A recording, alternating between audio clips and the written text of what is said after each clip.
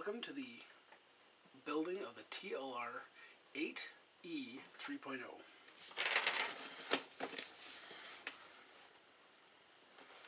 Thank you to Rob for sponsoring this episode on my YouTube channel. This is his kit. I am going to build it for him. So when I'm done, this is his, of course, but I get to unbox it, build it, and show it to you guys.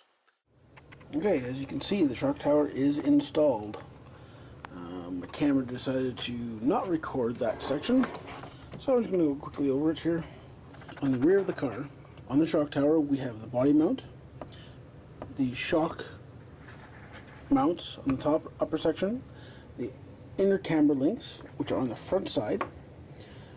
This all mounts to the diff case.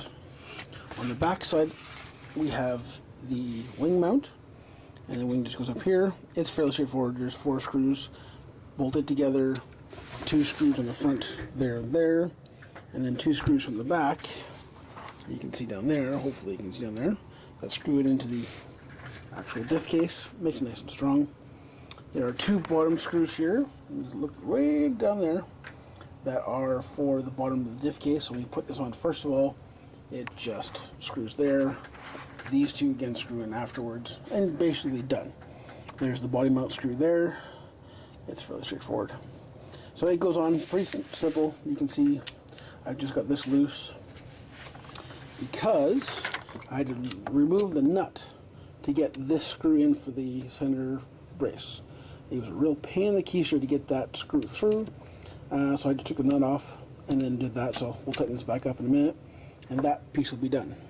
So again, this piece of footage is just a little addendum for my oops of the camera.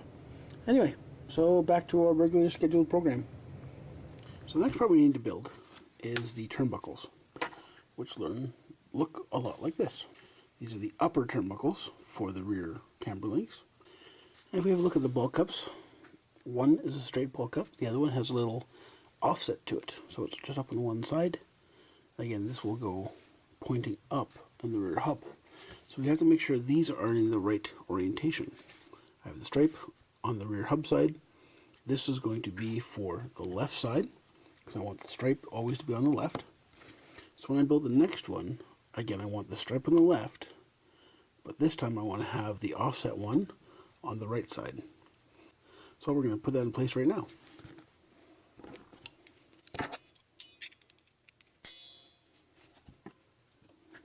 All these bigger style ball ends, I always just take a little bit of material off the edge, kind of bevel the edge, so it goes into the screw a little bit better. You can see I'm screwing it in reverse or counterclockwise fashion, and it's just going to go on. Now these need to be 101.5 millimeters in length total, outside to outside, which makes it nice and easy to see. Excuse me, makes it nice and easy to measure.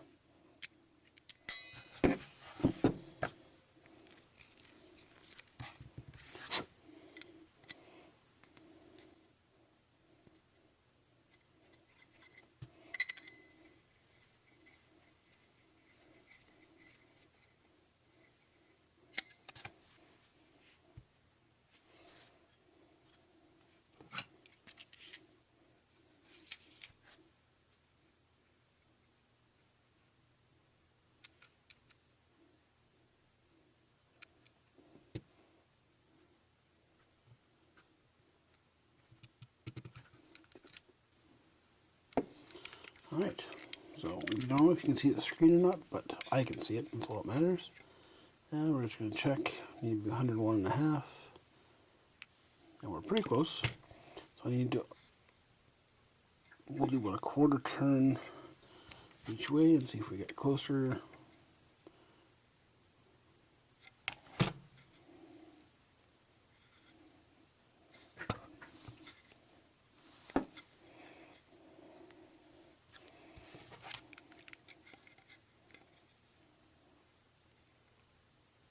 There we go, that's pretty close. 101.3. Again, that's just a rough estimate. We can tune that in once we build the car and make sure it's nice and straight. So one goes on that side, one goes on this side. Now there's 2 different types of balls that I'm going to put in. One has a flat piece, one has just 2 flat ends on it. And this one has a big flat plate. The flat ones go into the center. Just the round ones go into the hubs. Okay. So because this is going to go on, again, we're looking at the back of the rear clip. This has to go on this way, where this is on the upside. So the ball with the flat end has to come in from the back here, because it's going to go in on the front of the shock tower. So I'm going to set up my vice grips a little bit bigger. So try not to squish it to death, but after it'll snap it in. Find out which way I've got to go. There we go. Get some more room here in front of me. And we're just going to clamp this in. Now, it didn't actually go in, so what I can do is I can lift up on this side and it should click in. Oops, they're not. There we go. Now it's in that side. Okay, this one doesn't matter because there's no specific side, so we're going to do the same thing. I have to make this a little bit smaller just so I can get it in properly. There we go. And you'll hear a big snap.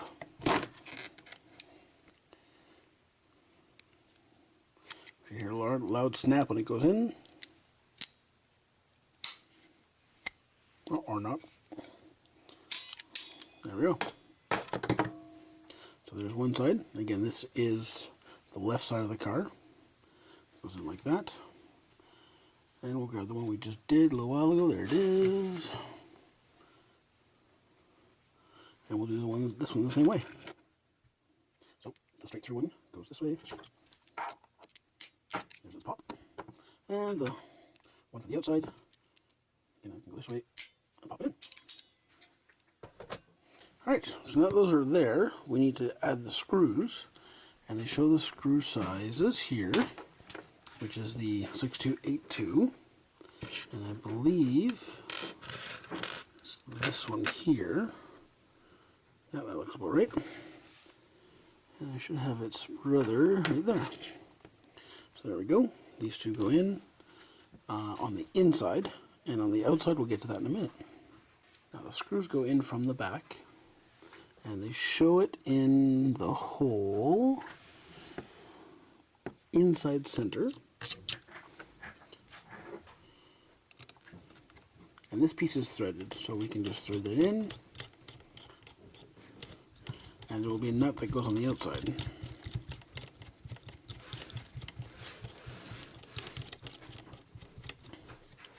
Once we get that far, I'll take a nut and we'll put it on, because we can screw it in at the same time. There's enough friction in that ball end to keep it from spinning while I'm tightening. I'm going to tighten the ball end in first, and then I can just go ahead and screw this nut on top, just to kind of like a jam nut. I just make sure it doesn't go anywhere. And then we'll spin it around to the other side. Again, making sure that this is pointing up.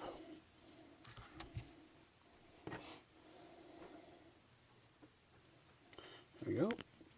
And this one will go with a screw. There it is. Again, from the back on the inside middle. We'll see what that looks like there. There's the inside and the middle of those three. There we go. I'll grab my screwdriver and we'll run this down until it just sticks out and put the nut on. If you ever want to screw a screw in that's into a nice metal part that runs free, you can just grab the shaft of the screwdriver and roll it in your fingers, and it goes a lot faster than trying to grab the handle and twist it, because you don't need the force, you just need to get it in quickly. There's that. That was actually shorter. I think that's all I need. I think that's good. Tighten that down. And put the nut on.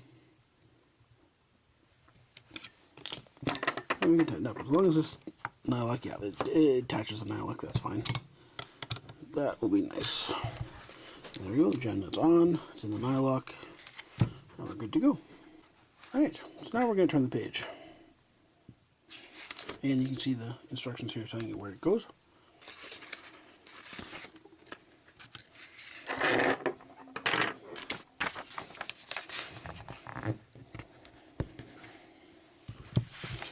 this is where the longer two screws come in, and there you can see they're there, and they show you here that it goes into the second inside hole for that length. Now, changing the position here will change a lot of the handling characteristics, whether you have more rear traction or less, or if you have more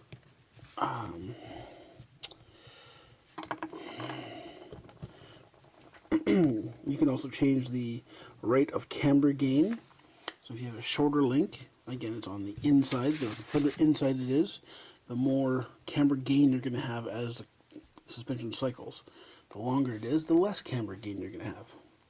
So again, it depends on what type of track you have and what conditions you're running on. So it shows the screw going in from the front side of the diff. So this one will be this way. And as long as we have everything lined up, which we don't right now, if you ever need to get it lined up a little bit easier, I like to pick tools to get into the hole. And you can usually move and push around that piece to force it where you want it to go. And usually you can get the screw in just like that. And there it goes.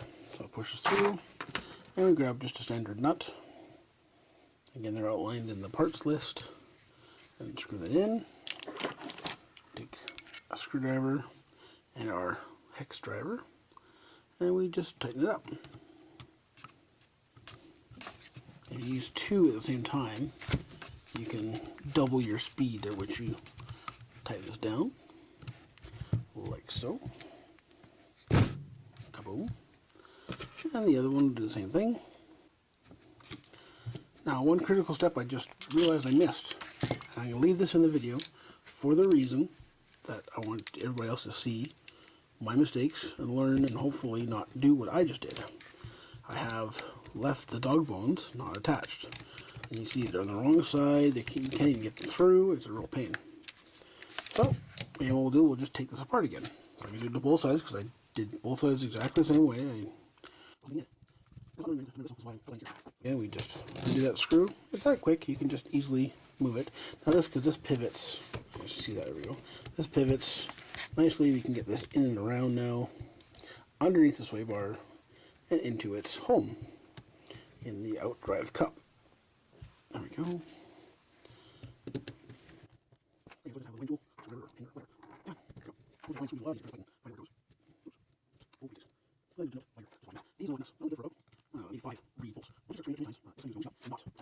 And stay tight.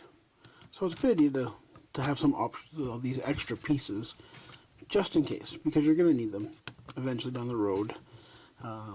Again, extra other incidentals, again, screw kit, really good to have. These screws are notoriously are notorious for stripping out. It's just in their nature. Being a TLR product, I find their screws are not as good as can be aftermarket. Now, it's not saying they're not good, they're just not as good as other ones like Lunsford screws or even Tony screws are really good. Any kind of metal oxide screw will help the durability of your kit. Add some weight, yes, but help the durability. Now, titanium, I don't like to go to. Alright, now that we're done that, we need to put on the rear differential. If you're looking at the instructions, they show big warning sign, put the drive shaft in first. So we're going to do that. It just goes into the outdrive here. See if you can see it. Slam that guy in there and put that one on there. Now we have to be careful because this needs to go together so it doesn't fall apart, of course. And the other piece we need to put in is the brace. So we'll put that in after. So I'm going to just tip you up here so you can see what's going on, because I'm going to tip it up. So what I'm going to do is I'm going to hold this up like so. Make sure that drive doesn't come out. And we'll just wiggle this in place. It should go, like, kind of just pop in place, but it's kind of tight, so it's hard to do. Come on, get in there. You little bugger.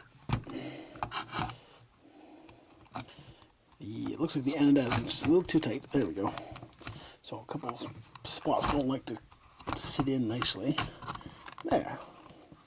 but you get it in once or twice and then it's okay. And my other screwdriver has decided to lose power on me, so I'm going to use my big one. And I'm going to take it back up so you can see. There we go. And I should run these in carefully. Just look close. Again, you can put these in just a little bit first, and then you don't have to worry about reaching down for the screws every darn time. But I'm going to have this in once it's ready. Have the camera malfunction on me, now I'm going to redo that section. Just make it nice-ish to get back together. And there we go. And the last one.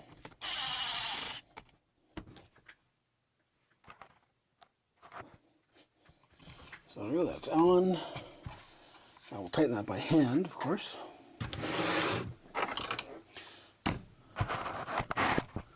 And down here so you can see a little bit more light. Yeah, I don't like to do these up with the drill all the way.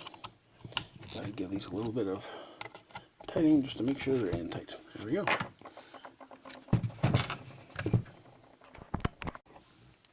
Okay, now we have that done. We can put the center brace in. There's one nut that goes on this inside slot and the one that goes on the back here. And this just sits in kind of like so. You gotta kind of fiddle with it to get it in. And if you need help lining things up properly, you can use a little I have these little dentistry tools, and they just help to flatten things out and get them where you want them to go. Sometimes it helps anyway, but not all the time. And when they don't like to go in, we push them in.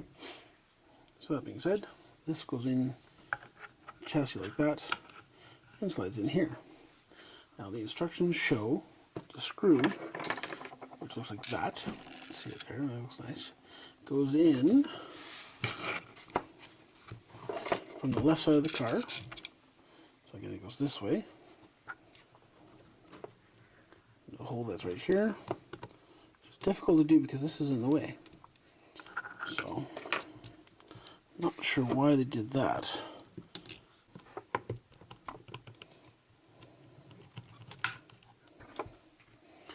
And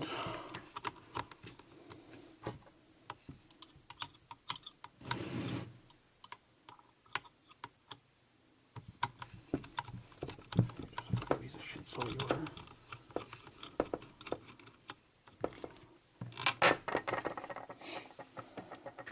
Yeah, kidding.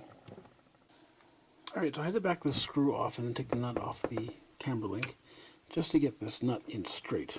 Just so they have it designed. I'm not sure why they have it that way, but that's how she goes. So we're going to run this in. Grab my screwdriver. That should just start biting.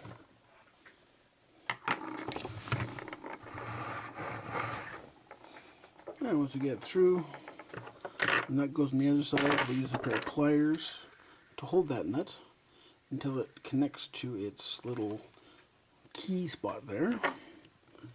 Just like so. Come on.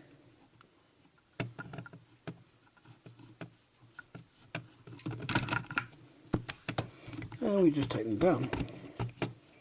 Doesn't have to go crazy tight, just snug. So now we put the extra couple screws in from the bottom.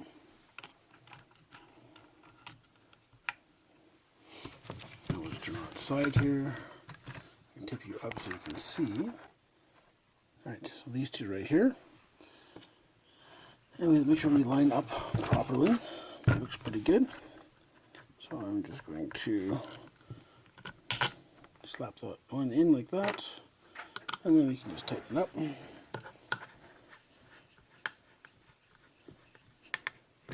And the other one the same. Should go. There we go.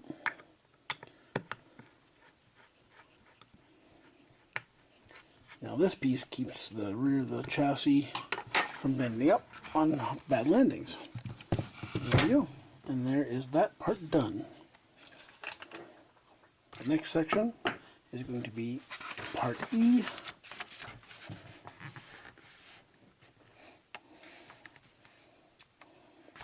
which is the shock assembly. So we'll get into that next. Shock assembly. So, thank you for watching, and if you like it, please click the little thumbs up down below, subscribe, share it with a friend, and check my other videos. We'll see you guys later.